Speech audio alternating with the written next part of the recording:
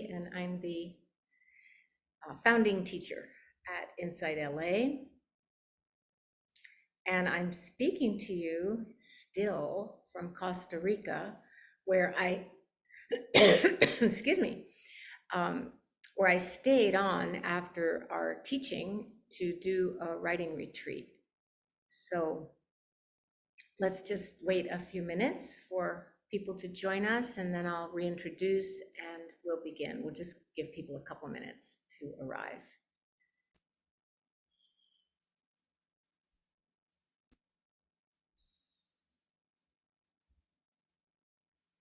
So,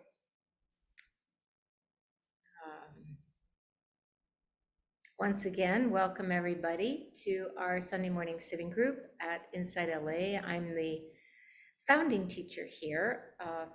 And I say here, and then I think, yeah, well, I'm actually nobody here. I'm in Costa Rica still, where we were teaching, Jack and I, and then Jack went home, and I'm staying on for almost 2 weeks to do a writing retreat, which is a hugest blessing. And I've really never done anything like this for myself in my life. So I'm actually very thrilled about it, because I have rented a room and I have nothing to do except, I mean, yes, I could walk. It's very hot out though. You can't walk except at the beginning and the end of the day.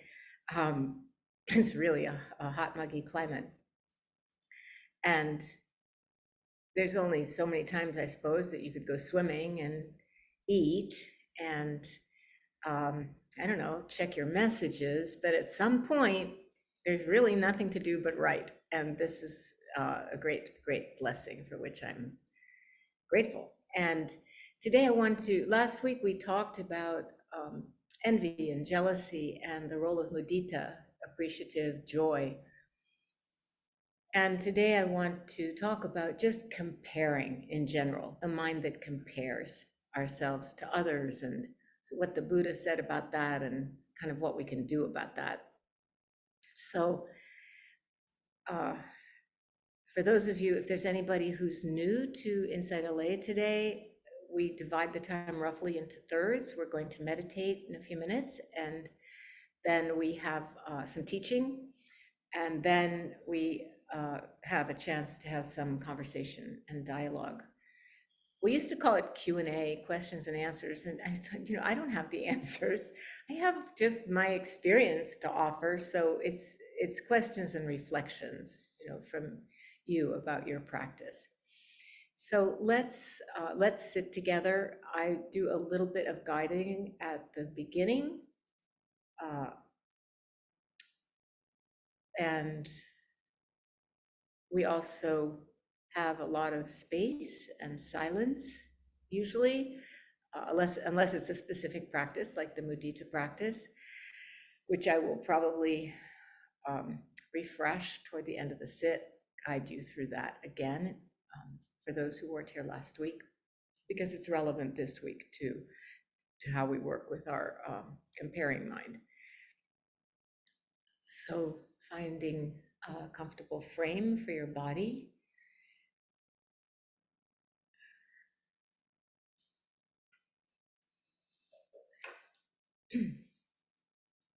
And I like to begin a meditation with taking some deep breaths, just to arrive together, taking a deep breath in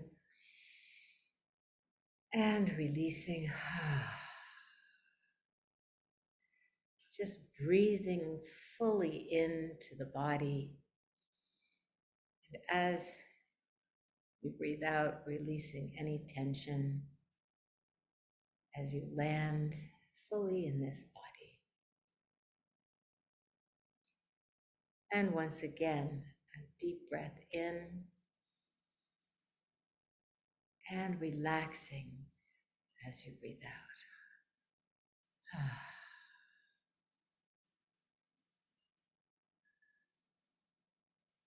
And then just allowing the breath to move in its own natural rhythm.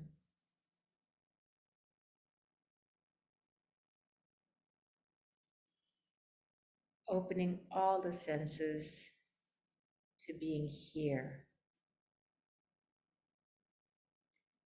with this sound, these sensations in the body, this breath, and these thoughts and feelings that may be happening right now.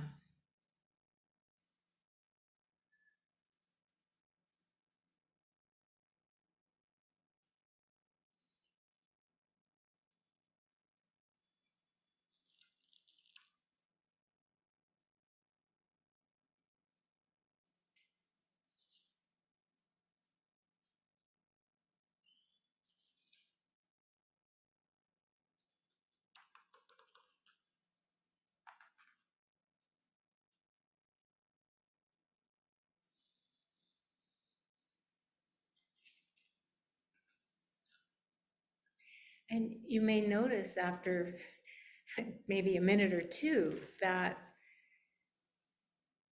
the attention has wandered away from being present with this moment, wandered into the past, whatever came before this moment,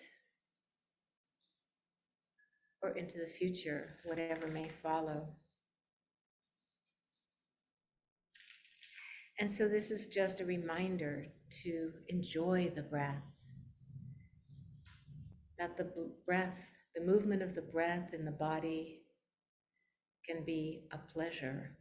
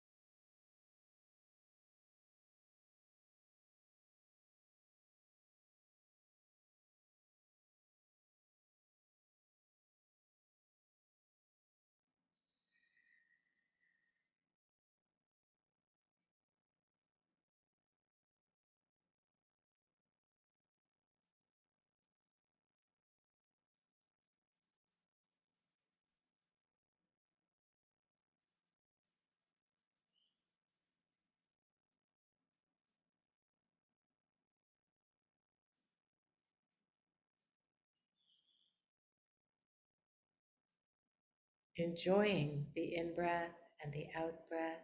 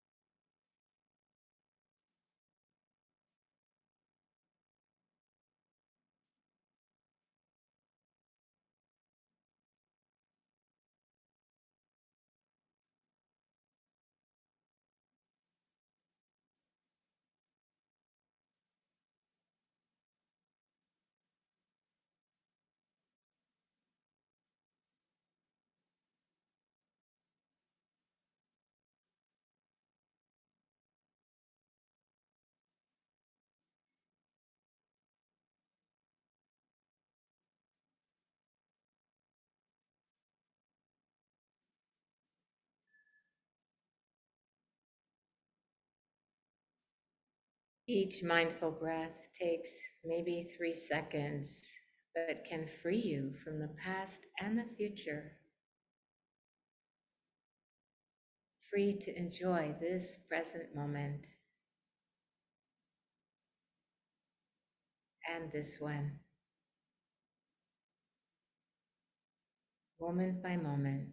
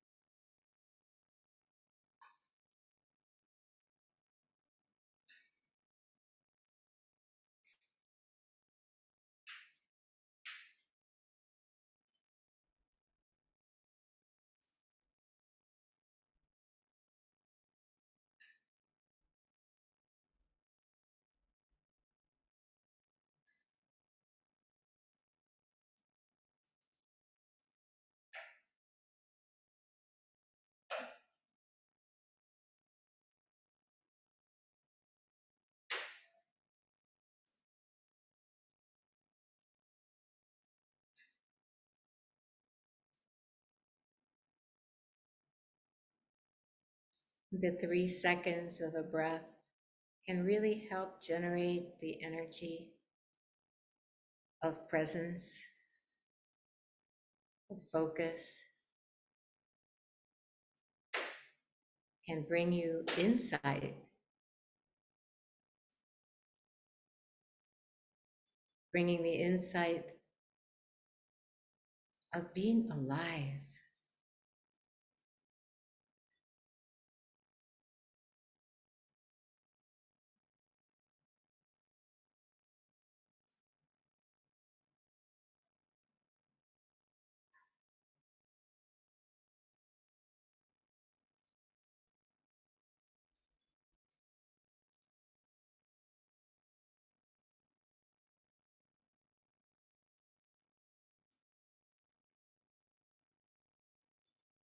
This great miracle of life, of aliveness.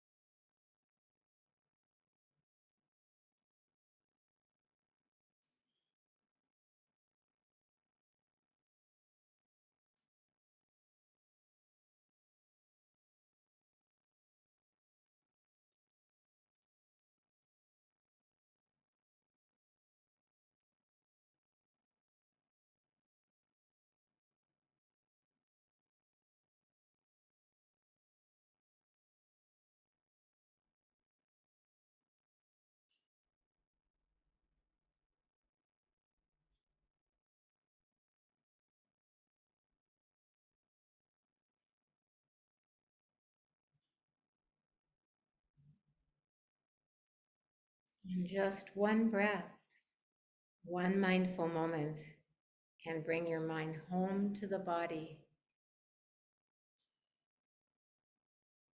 to being here, fully present right now.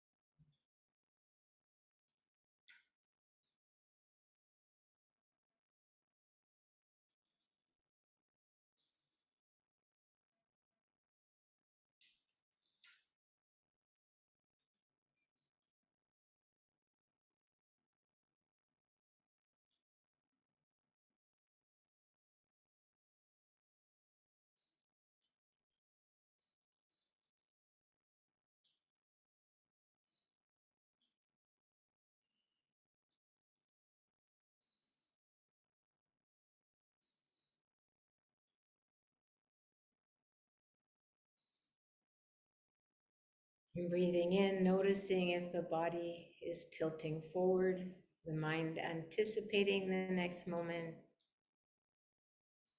Breathing out, shifting the body back slightly to receive this breath, this moment, this experience.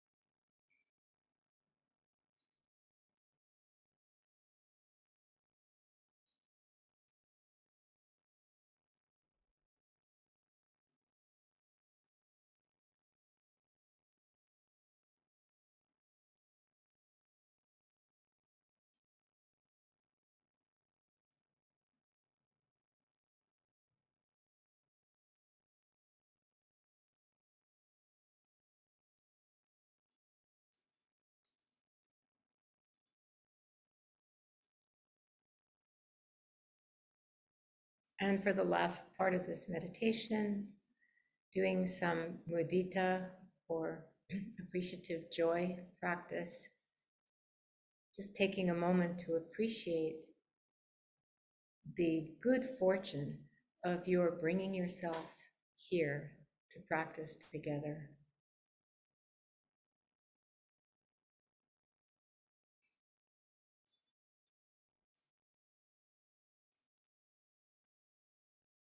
And maybe offering this phrase, may this good fortune continue and grow.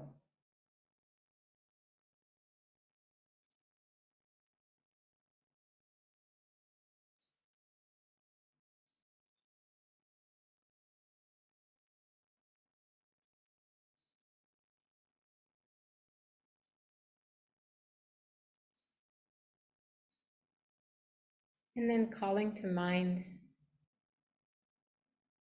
somebody you care about. Could be a child or a mentor. We won't go through all the categories of beings, but just somebody who's a friend that you love or have fondness or affection for.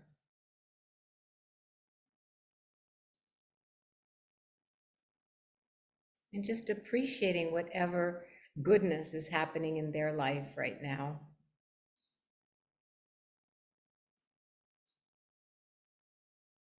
And then offering silently this phrase: may your happiness and good fortune continue and grow.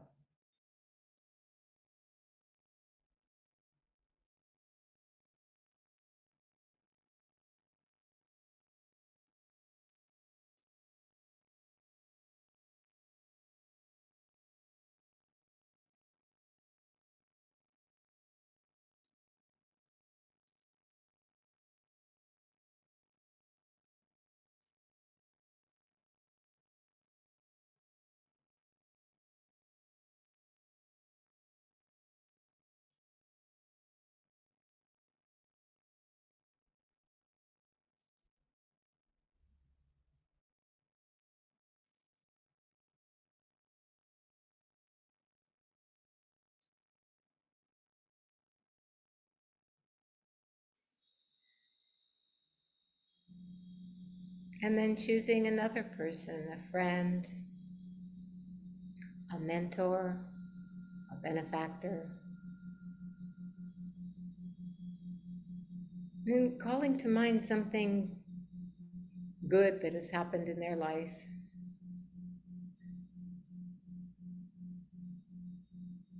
And it could even be something that you might wish for in yours.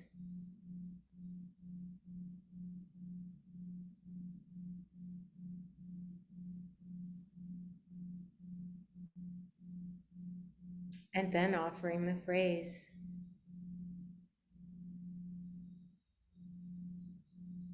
may your good fortune continue.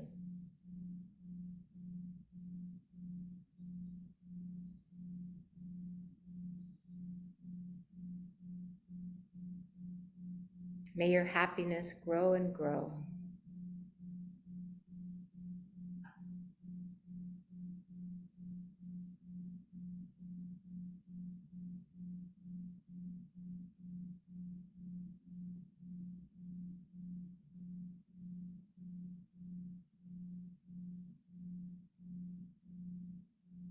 And just sensing and feeling the goodness of participating in their happiness or joy.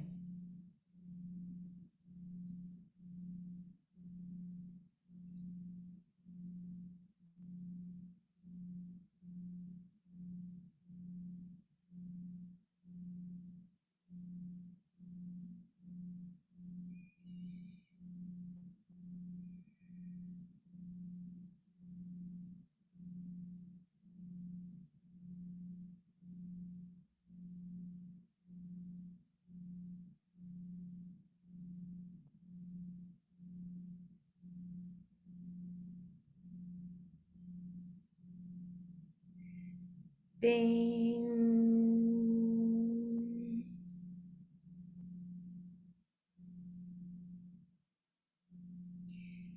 And when you're ready, just open your eyes.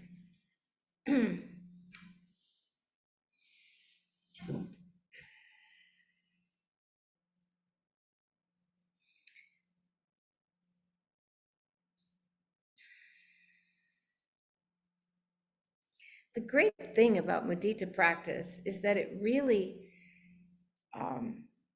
it's a way to transform the feeling that can come of being, I don't know, kind of impoverished in the face of somebody else's wealth or good fortune, and realizing, just like all of the Brahma Viharas, all of these beautiful places where the heart can dwell, love, compassion, appreciative joy, equanimity. These are treasures. This is the wealth of our hearts, that we can participate in the good fortune and joy of others instead of turning it into, a comparison that leaves us feeling less than. So I want to share with you today some reflections on just the comparing mind. The comparing mind, it said it's the last to go. It's the last thing to let go of. It's so immediate, when we see anything, anyone, it's just very immediate, that better than, less than, some kind of comparison. So here's what the Buddha says, and I'm going to offer two quotes from the Buddha. And the first one is just in general about letting go of our views of things. And the view is really a word that in this, in these texts, it encompasses all the things that we believe in, all of our personal mission statements and philosophies and unconscious assumptions about the world that really drive a lot of our behavior. And the point isn't to not have any views. We'd be kind of lost without them. But the point is, how much are we aware of our views and how tightly do we cling to them? And that's what the Buddha addresses. He's talking about how to hold our views and beliefs. And he says, having views about what is highest, a person makes these the best in the world and calls all the others inferior. As such, they have not gone beyond quarreling. So right there, we get a hint that it's not about having views. It's about feeling that our views are the best of all. In other words, I'm right. And that says something. It says something about our views, doesn't it? If we think they're the best of all and we think we're right. I'm very good at feeling that I'm right, even when I'm wrong, being convinced of it. And, when we see, and it's really interesting because he talks about seeing personal advantage. And we do this all day long. This is going to be interesting to me. I'll really listen. I'm going to really pay attention to this. This is informative and it's pleasant to look at, and it's going to benefit me if I pay attention to it. I want to look at it, right? And the corollary, of course, is this is boring to me. And, I've heard it already. Or if you've been spending a lot of time with children during the week, especially small children, it can get tiresome. I heard Rick Hansen giving a little talk when I was posting my own wisdom, best of all, of course, on Instagram. And he was quoting research that said that being alone with small children is more stressful than, I forget the examples, but really stressful things. And anyway, so, we do this all day long, right? I'm going to pay attention, or I'm going to avoid, or I'm going to run away, or I'm going to just, check out because this is of less interest to me. I don't really see how it's going to benefit me.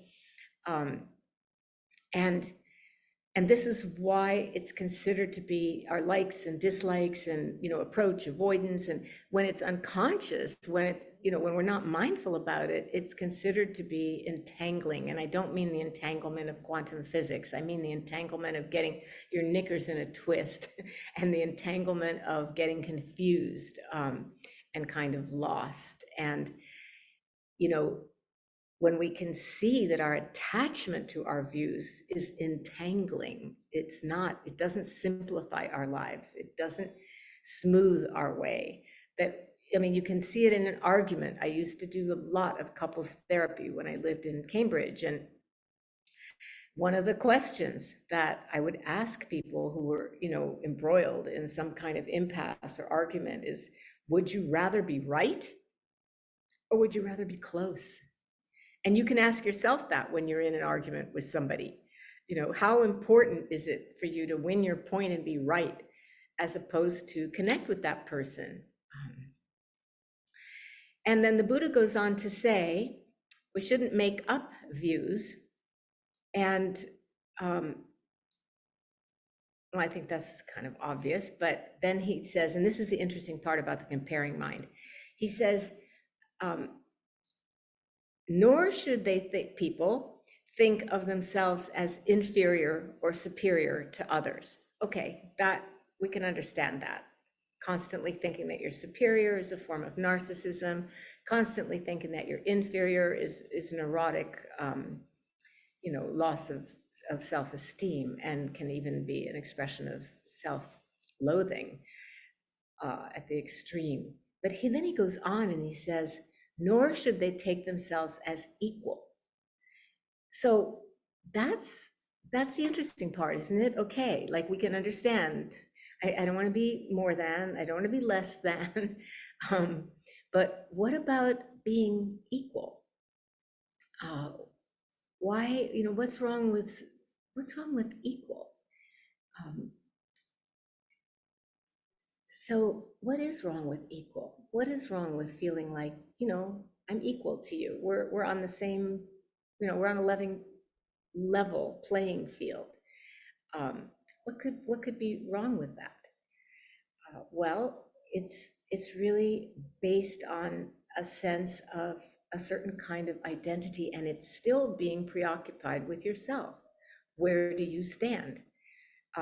It's that same, it's called conceit in Buddhist practice. And conceit doesn't mean bragging or being puffed up, or conceit means being obsessed with yourself. And I remembered when I was thinking about this, I was reflecting on my grandson Owen. When he was 7 years old, he began compulsively measuring himself on the wall. You know how kids do with a measuring tape, and then you mark it with a pencil and they can see how they're growing. And he began measuring himself like all the time with the tape measure. And I thought, what is this? Is he worried about getting big and strong? He's only 7, so what's going on? And then I realized it was really very simple. To go on certain rides in Santa Monica at the Pacific Palisades Park, you have to be 48 inches tall. And he wasn't yet. And he really wanted to go on the Ferris wheel. He really wanted to go on the roller coaster. He really wanted to go on these rides where you have to be 48 inches tall. So should he be mad at himself for being smaller? Of course, he did attain that 48 inches in time. And later it became basketball. Would he get tall enough to be a basketball star? Measuring, comparing himself to the other boys in his class. But we all have our 48 inches, don't we?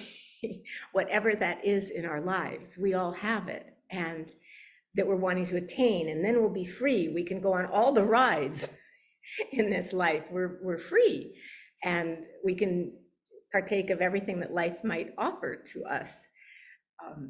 For some reason, everything that we, for some reason, don't see as open to us right now.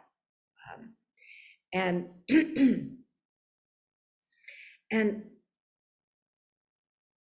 whether it's the love ride or the friendship ride or the enlightenment ride, how old, how big, how long, I mean, does it take, what does it have to be?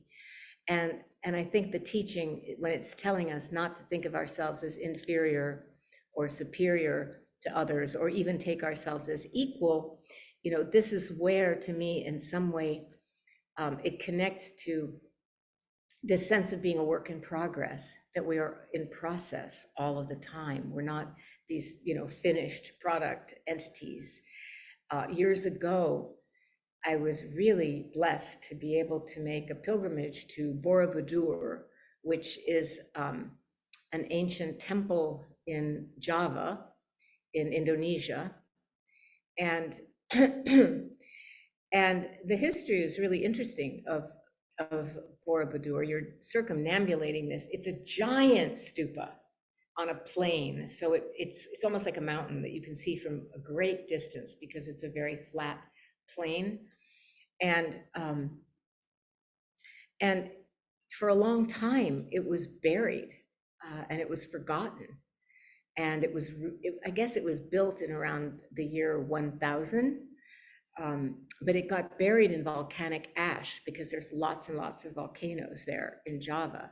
And then the jungle grew over it, and it wasn't rediscovered until the 19th century by Sir Thomas Raffles. But it's a practice to circumambulate this stupa, to walk slowly and mindfully around it. And you walk through these different levels of it, and there are scenes from the Jataka tales, which are the tales of the Buddha's life before being born as the Buddha, but being a bodhisattva, being in the form of different animals. The Jataka tales are fun and interesting to read. And then the life of the Buddha, born as Siddhartha, and then going through the experiences of his practice and becoming awakened. And there's tons of Buddhas on the top, but the very pinnacle, the center Buddha is unfinished. It's a Buddha sculpture that's unfinished. And you look at it, I looked at it, and right away I understood this is not a mistake, like a volcano erupted and the sculptor had to run for his life and didn't get a chance to finish it. No, this is a statement of that we're in process, that who we are is emergent, that any moment, it's emerging. And I think that I just loved this symbol. It really was very, very meaningful to me. We couldn't get all the way to the tippy top because there had been an eruption, and people were still cleaning off the ash. You could see them with brushes, brushing off the carvings and reliefs. But that sense of it being unfinished and that it not being an accident, but a kind of mystery for us to wonder about. Just like we can be open and wonder about the mystery of our own lives, like where are we going? It's very mysterious. I know I'm going to be here for 2 weeks, then I know I'm going to go home, and then I know, right? All these things that you have on your calendar in terms of where you're going. But are we really going there? And will those things really happen? We don't know. And then ultimately, after this life, where are we going? That's the great uncertainty. Where is the planet going? Another huge uncertainty. With the climate crisis, where is it headed? Where are we going? And so that's the unfinished Buddha at the top there. And we're not involved in a philosophical lineage. We're involved in a practice lineage. It's very practical, and and we don't have to be discouraged about the comparing mind. We can allow the heart to extend its goodwill through the practices of mudita or of metta, loving kindness. Does it matter how the Metta Sutta is very clear. It says, whether you're tall or short, whether you're weak or strong, it's really clear. It doesn't matter. Why would we shut off the switch of kindness or of compassion toward ourselves because of some condition, weak, small, weak, big, small, weak, strong, you know what I'm saying? This is where these practices are really a treasure in our lives. Because the conditions of strength or weakness or tallness or shortness or bigness or littleness or, all the nearness and farness, all the qualities, these things are not your fault or my fault. They are due to causes and conditions. And our capacities, whatever they might be in this life, and they might be great, they might be small, everybody has limitations and talents of one kind or another, but all of our capacities can be held in this feeling of warmth or appreciation. Like instead, usually when we have wounds or bruises, or we blame ourselves for our traumas and for our wounds. I was jumping in the waves. The waves were really big and too dangerous to swim. When we first got to Costa Rica, there was a big swell, and I think it was linked to the storms that were happening in California. And so the only way to enjoy being in the water was to jump in the waves. And I was jumping and jumping and jumping and jumping. And I don't know about you, but I don't usually do a lot of jumping in my everyday life. And I don't know what, I did something to my foot. I don't know if it hit a rock or what, but there I was, Yes, we were teaching, but it had elements of vacation too, because of the location and where we were. There I was and could, at the beginning, barely walk. And if you've ever been to this retreat center, Blue Spirit, it's just step, step, step, step. There's just steps everywhere. And I watched my mind begin to blame myself. Like, how could you have been thinking that at your age you could just jump and jump and jump for an hour in the ocean and not hurt yourself? Blame, blame, blame, right? It was so painful and so crazy. Why would we blame ourselves when we're hurting? Why wouldn't we just do what's most healing? Well, I think we're so conditioned to seek approval and to get loved for what be loved for what we're good at, what we're whole in. We're really, really conditioned. And at the beginning of our lives, when we're kids, that's how we get socialized. Our parents approve of us going in the toilet. And hopefully they don't shame us for our accidents when, we pee or poop without the toilet at the beginning. But I mean, that's a very basic example, but our growth and development socially is based on approval. And one very powerful technique for control that parents maybe unconsciously use and then we use on ourselves is the withdrawal of warmth and approval. And, if I compare myself to you and you have or are something that I'm not or don't, I can start disapproving of myself. And instead of bringing some warmth and nourishment for the heart, which needs it more at those moments, I can withdraw that warmth from myself. I'm not even conscious I'm doing it, right? You've all done this to yourselves. You know what I'm talking about. And it's a shame because withdrawing warmth and love, I mean, the human heart needs warmth and love. It's intense to withdraw it. And it's intense to withdraw it from ourselves or from anybody else. I was talking to some old friends who were teaching the following week. Terry Real and his wife, Belinda Berman, they're both very accomplished psychotherapists. And Terry has written a wonderful book about couples work recently called Us. And they were talking about how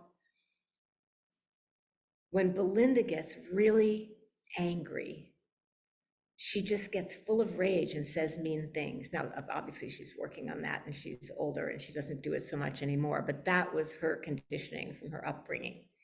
Whereas Terry, when he's mad at her, he gets icy cold and he withdraws and he doesn't talk to her. Again, this is not today. This is their patterns from the past. So he said sometimes he could not talk to her for, just be kind of icy and withdrawn for 2 or 3 days. Can you imagine? Well, that is something we don't want to do to each other, whether it's the cold hell or the hot hell.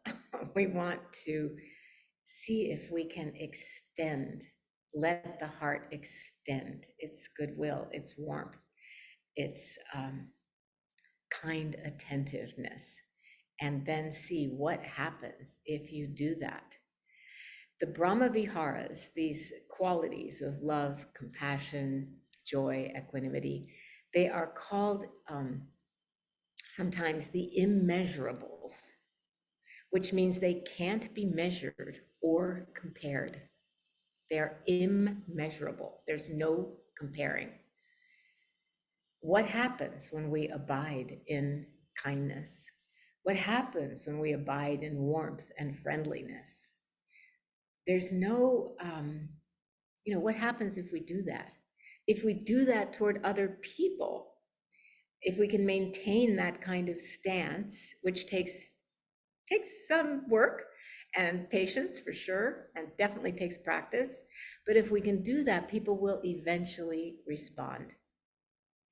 I've told the story of when my former husband, I call him affectionately, when we were living at the Cambridge Buddhist Association in Cambridge, and the Zendo, I was teaching Zen back then, we were together, the resident teachers there. And the Zendo was downstairs, the shoe room and the kitchen. And it was a beautiful Victorian house where the living room and dining room had been turned into the Zendo. And then we lived on the second floor, the back of the second floor. We had two very spacious rooms. And then there was a woman who lived on the third floor. And as far as I could tell, the board of the Buddhist Association had put her there on the third floor to spy on us and make sure we didn't leave the hall lights on, and that there weren't dust bunnies around our area, and that, et cetera, et cetera, et cetera. Needless to say, we did not like each other because she would tattle. And then we'd hear about it. And I've never been a great housekeeper. So yes, there were dust bunnies. A board member came over and looked under our bed. And guess what? A whole flock of dust bunnies, or a herd, or whatever you say about bunnies, were under the bed. So her name was Daniela, probably still is. And I was in a retreat, and I decided to take her as my difficult person in the loving kindness practice and just see what would happen if I just kept loving her, offering her love, wishing her well. Just in every way, offering her friendly wishes for her health, for her well-being, et cetera, et cetera, et cetera. And I just kept at it because it was a long retreat. I had lots of days to practice with my difficult person. And when I came home, I was in one of our rooms and there was a knock on the door, and it was Daniela. And I opened the door and she said, I just got all these free samples of cosmetics. Would you like me to give you a facial? I was actually, tears popped into my eyes. I was like, it works. The practice works. It did. It changed our relationship because, of course, she put that stuff all over my face. And meanwhile, I asked her about her son, and she asked me about my daughter, right? We made human to human connection. So the other person that might be bugging you is actually a sign of practice for you, a sign of where you have some work to do, right? Or where I have work to do.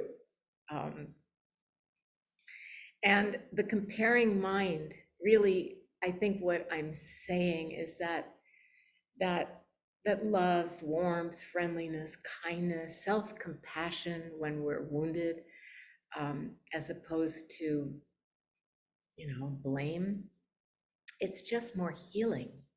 And not only is it more healing, it's more happy making.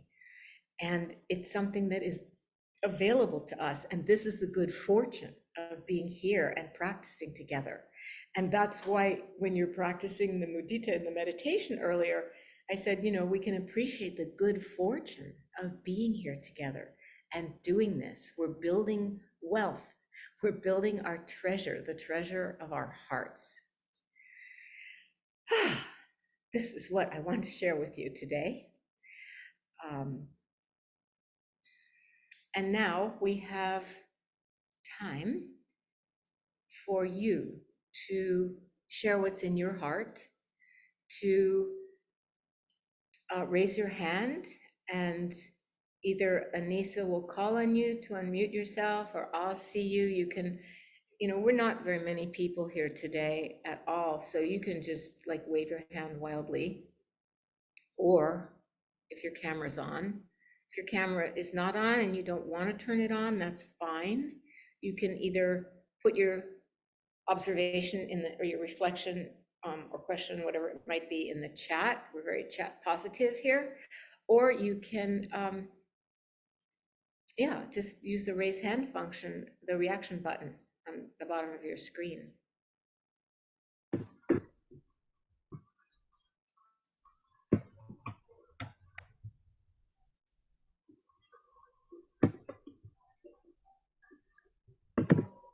Yeah, Hillary, and then Liz.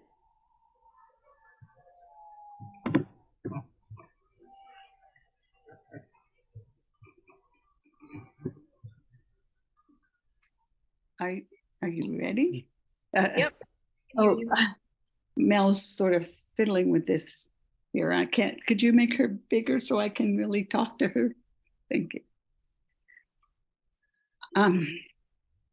No, you can't, I guess. Okay. Yeah, go up to where it says view. There you are. I'm having a great difficulty with aging because I'm finding I'm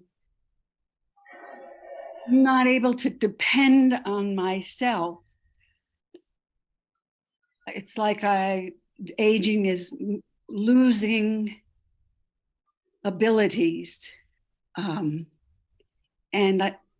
that promotes fear in me, that I can't depend on myself. I'm more forgetful. My body isn't as responsive and strong as it used to be, and it scares me. I'm never going to be as smart as I used to be. I'm never going to be as strong as I used to be. And I'm scared that I can't depend on myself the way I used to. Yeah, thank you for your honesty, Hillary, and naming all that. And I want to say to the young people who are here, don't just tune out because you think this is not interesting to you. Because guess what? Someday you too will be aging. And the best, I would say, insurance policy is to do your practice as fully and as intensively as you can make room for in your life. So that when the things happen, as they inevitably do, the things that Hillary is talking about, and I feel it too, I can't jump up and down in the ocean for an hour anymore without, I don't know, injuring a ligament or who knows what I did, but it's the same thing. And we have different capacities now. And it's really painful to compare now to then. That's the comparing mind in action, right? Right. And when you do that, Hillary, you're actually abandoning yourself. You're leaving yourself. And when I do that too, when I think, oh, I used to be able to sit cross-legged for hours, and now with my knees, I can barely even get into a cross-legged posture, blah, blah, blah. Mm-hmm. I mean, the examples are endless for different people, different things. I mean, for me, forgetful, I've had ADD all my life, so I've been forgetful all my life. It's nothing new. I don't really experience a change, but I think in those moments when you're comparing yourself to the past and regretting not having the same strength or capacities, that's a moment of that's a clue, okay? That's like the unpleasant person or the person who bothers you being a sign. That's a sign that your mind has left your heart, and to come back to your heart and to breathe in and enjoy that in-breath. Like Thich Nhat Hanh says, breathing in, I forget, breathing out, I smile. You know, he has that beautiful meditation of just enjoying the breath And I often say at the beginning when we take our deep breaths, breathing in the aliveness of this moment. Well, it's not just this moment that's alive, it's you. This is a miracle that you're alive, that we're alive. It's an absolute miracle that you get to live this long and get to see things in the world that or your family develop. It's a miracle to get to come to this place. There's so many ways that a human body can die. Accidents and diseases, and I mean just countless ways. And so to be here is a blessing, and to breathe with pleasure this moment, this present moment, instead of comparing to the moments before. This is how you really enter the kingdom of heaven, right? This is how you really can be at peace with the way things are right now. I asked the founder of Blue Spirit, Stefan, I said, how do you feel about everybody coming and buying these houses in Nosara, big surf place, and all these expats are there, and it's gotten so busy. When he bought the land 14 years ago, it was remote and deserted. And he said, well, it doesn't really matter what I feel. It's what's happening. This is the way things are. And he was really practicing equanimity, because I know he doesn't like it, but that's how it is. So do you like it? No, but that's how it is. And you have a choice. You can compare and regret, or you can rein in your mind, your mind and heart, and come back to your own heart and breathe in the miracle of just being alive, and generate some feelings of joy, or at least gratitude, something positive and warm, because you're still here. Yeah. And it's the fear that overwhelms me. Yeah, because the fear is fear of the future. What's going to happen if I'm this way now? What am I going to be like tomorrow? And then, oh my God, next year. And then, what if I live 10 years and I'm demented and I'm incapacitated and people have to take care of me, right? Off and running. Yeah. Yeah. This is what the practice is for. It's, the antidote to fear is love, loving kindness. That's your practice, metta, right now, okay? Yes. Thank you. Thank you. Thank you for your honesty. Liz, have you gone? Are you still here? Hi, I'm afraid I can't appear. I'm in the middle of switching to a new computer. How long that will take, I don't know. So I really resonate with what your previous speaker said. Hillary. I'm 83, and every day I have a new health issue that's taking, I have 2 or 3 now that are taking full time, and so I'm overwhelmed, but and I think unfortunately that's part of it, old age. I'm getting used to it, and it's taking a lot of effort. But I love the Brahma Viharas. They've been a very important practice for me for many, many years, life-saving. And I just finished the NMTCP. Yay! I lived long enough to finish it. And so, and I taught a class in self-compassion, which is my new interest. Very, very strong interest in self-compassion. And also I have found it life-saving. So in addition to metta, I just want to mention that I have moved on. I still do metta, and of course for others, but I do a lot of self-compassion phrases. So I just want to offer that to people who are older or having problems in general. Thank you. You can, there are mindful self-compassion classes being offered at Inside LA. So you can do them online, Hillary. And I think that's a great suggestion, Liz. Yeah, and I've done a lot of work with, there's a wonderful Facebook page for Center for Mindful Self-Compassion. But may I accept myself as I am. May I be kind to myself unconditionally. May I have courage. May I remember that we are all human and all face many similarities. May I give myself the compassion that I need. May I care for myself. May I have patience. But for me right now, may I give myself the compassion that I need. It's very, very important. May you So, give yourself the compassion you need. yeah. I really, yeah, that's beautiful. Thank you so much. So my phrases have changed because of aging. But I That's just want, the practices. You can adapt them and tailor them to your needs of where you are at yes. that point in your life. But I'm also finding, and I'm very surprised, that people don't practice self-compassion and don't know about self-compassion, which is rather surprising. That's not really surprising at all. If you look at the culture we live in, and I would say, as both a psychotherapist, I mean, I've said this many times, as both a psychotherapist and a Dharma teacher, the single most sort of consistent thread through everybody is a lack of self-compassion, just people being so hard on themselves. Yes.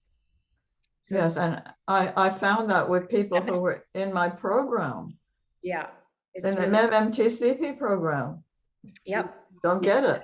So I just wanted to mention it because it's the most invaluable practice that I have right now. And I wanted to show that may you give yourself the compassion that you need. Thank Thank you. Thank you. Thank you, Thank Liz. you. Thank And, you. yeah. That was really helpful. So Amanda, you can unmute yourself. Hi, can you hear me okay? Yep. Awesome. So I have a question which might be more about semantics or definition, but the feeling that I take away when we're talking about comparison is a sense that it's largely a negative process. And it just gets me wondering, to what extent can comparison be used for positive intent? And the way that I'm kind of thinking about it right now is there's a couple of steps. There's like the identification or awareness of the difference between me and someone else. And then there's like a secondary piece where we assign the better, worse, equal. And so I don't know if that first step alone can still count as comparison, but I'm wondering, like, to what extent can you see the difference between yourself and another and assign like some different scale to it on the back end, like a source of inspiration or possibility or new idea for what you aren't now, but something that you would like to become? I don't know. I guess is it just like comparison always has to be a negative thing, or how do you think about being able to see and honor difference and use it to your benefit? And I think about this because I'm thinking about going forward in my life. Who do I want to be? What do I want to become? What do I want my purpose to be? And then I think about comparison to what others have achieved could certainly be a way that I make myself feel bad, but it could be a source of inspiration. So I don't know. That's right there. I think you've answered your own question. To me, when I talk about comparison, yeah, it's largely a negative thing. But because what I think the other thing is what you're talking about is inspiration. Okay. You see what I mean? Like when I see somebody that, and actually I can use comparison or envy or jealousy as an inspiration too. Even the negative, I can be inspired to say, okay, then if I want that in my life, what can I do to bring that more of that into my life if that's what I'm sort of envying in them? But I think the question of looking at somebody who has, I mean, I'm inspired by people like all day long, really. And so, yes, it's comparison, it's a separation between me and the world, or between me and them, or seeing, seeing goodness or badness or whatever. But I think when we talk about not having separation, we're not talking about some kind of fused state of undifferentiated oneness where you don't even know who you are. You're lost in the other person. You have no boundaries, right? We're not talking about that. We're talking about the sense of separation that isolates us from feeling connected and feeling belonging and feeling at, one in the sense of being part of the world. Mhm. So, yeah, but I think that what you're talking about is beautiful and necessary. And and when you first said it, I was like, oh yeah, why is it always negative? Well, it isn't always. It's just that, to me, the criterion would be, does it make you feel good or bad about yourself? Like, if you're making a comparison that makes it's fine, you feel happy with it, then there's nothing wrong with that. But if you're making a comparison that causes suffering to you, or in any way causes you to feel less than, more than, and I love that part, equal to, he's really just talking about the being aware, being mindful of this mechanism or process of the mind, if that makes sense. He's not saying we can't stop it from happening. It's an immediate discernment that we actually need for our survival. I mean, I need to be able to see whether somebody is safe or dangerous or things like that. There's a practice that there's a practice in the Tibetan tradition, Tibetan Buddhist, that you may know about, Amanda, called pure perception, where the practice is to see the goodness in everything and everyone, to create, it's like using the imagination to create a Brahmaviharic world, and I've done that practice, but what I never did was include myself and see, myself with pure perception. And that's a practice that I think everybody could benefit from, just along the lines of what's being shared today. That as Liz was sharing, my 83-year-old body that's giving me lots of problems right now, I can see the perfection of getting to be alive at this time, and of learning self-compassion, to be able to work with my fears and pain, etc. And I can then share that with somebody else, in this case, Hillary. That's pure perception towards yourself, a kind of appreciation, really. There's so many ways you can look at the equality thing, because from the point of view of awareness, all visions are equal, all experiences are equal. The point is just to be aware of them. From a personal point of view, they're not equal at all. If you insult me, it's not equal to if you love me, in my personal experience. Right? I mean, if you're dating somebody and they don't call you back and you like them, it's not equal to if they call you back. It's just not. So I think you have to take these teachings with a little bit of a practical grain of salt, but to understand their ultimate direction and meaning is a beautiful thing. Thank you. Thank you. Gabby in the forest. Can you unmute yourself? Yeah, hi. Thank you. Other than just want to say hi to you, would love to go visit Costa Rica one day. It's on my list. I think today's practice was really helpful because I've been not so grounded the past couple of weeks, and it's taken me a while to attend to that angry child. That angry child came out the last 2 weeks, has been like angry. I mean, angry beyond belief. To the point that I'm doing things that I used to not do. I used to not throw things. If I didn't find my keys, I wouldn't throw my purse, and they came back, and I was like, what the heck am I doing? Why is the child coming back all of a sudden in like full blown gear? And I'm like, okay, I need to attend to her. I had to download Thich Nhat Hanh's yesterday's audiobook on Taming the Tiger, I think it's called. That was really helpful. But I know it started because I had to take a break from some family members, and my dad one of them, and that has been not easy, for sure. But hopefully, like this practice, I send love and kindness. I try to do that even though I'm not seeing them, trying not to take some space to tend that child right now.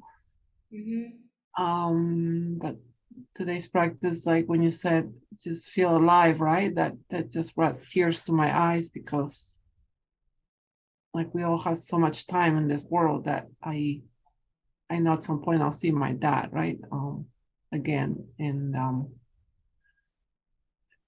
me tending to me, it's so important right now. Like, this is what I'm doing right now. And yeah, yesterday I went on a hike and I was listening to Thich Nhat Hanh, and I finished the book on audiobook. But it's something that's coming out a lot, and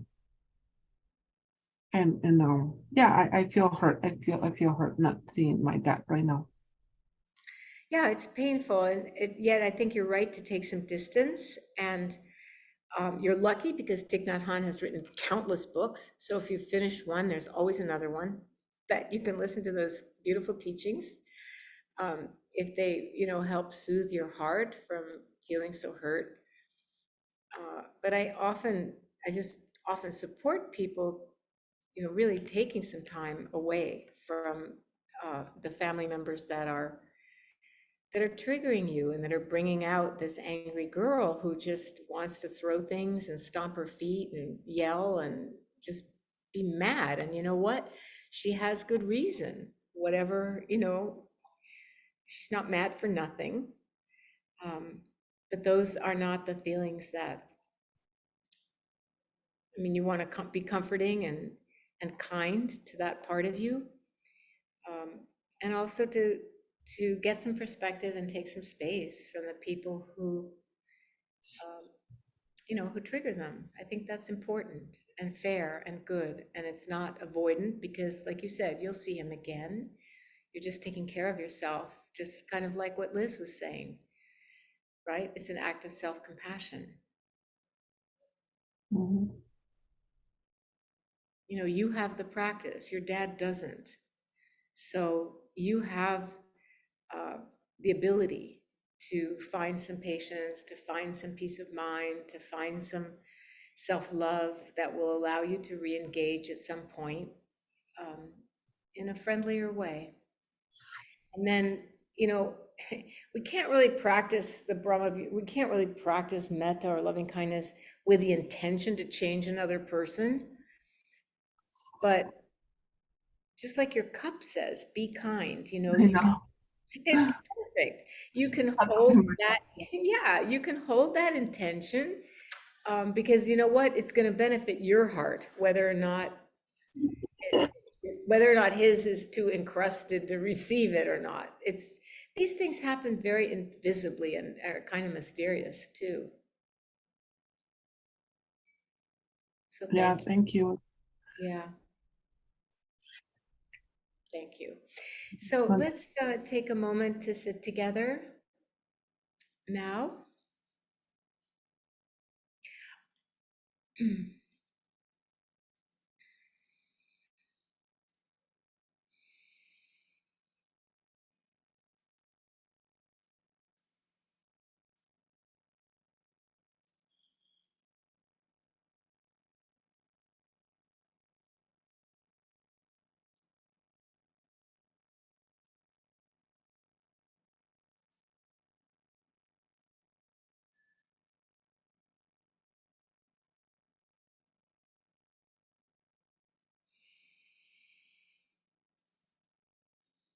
at the end of this very fortunate time we have together for study and practice, we offer the goodness of our practice to all beings everywhere, without exception. May we and all beings grow in our capacity for kindness and compassion for ourselves as well as for others. Thank you, everybody, for your practice and presence. I forgot to say ding and ring the bell. But next week, there will be another teacher. It may be Thomas Davis, it may be Thomas Davis and Jocelyn Hitter. I'm not quite sure yet, but whoever it is, you will have a lovely time. And when I see you in 2 weeks, I will be back home. So thank you, everybody. You can unmute yourselves and say hi, goodbye.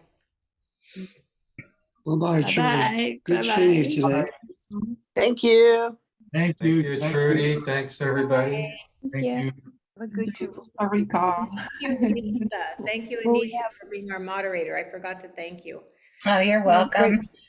If Breakout everybody, groups. oh, sorry. Yeah, yes, I was going to say, if you'd like to stick around for the breakout groups, feel free. We'll come back in 10 minutes and just don't, leave. Mm.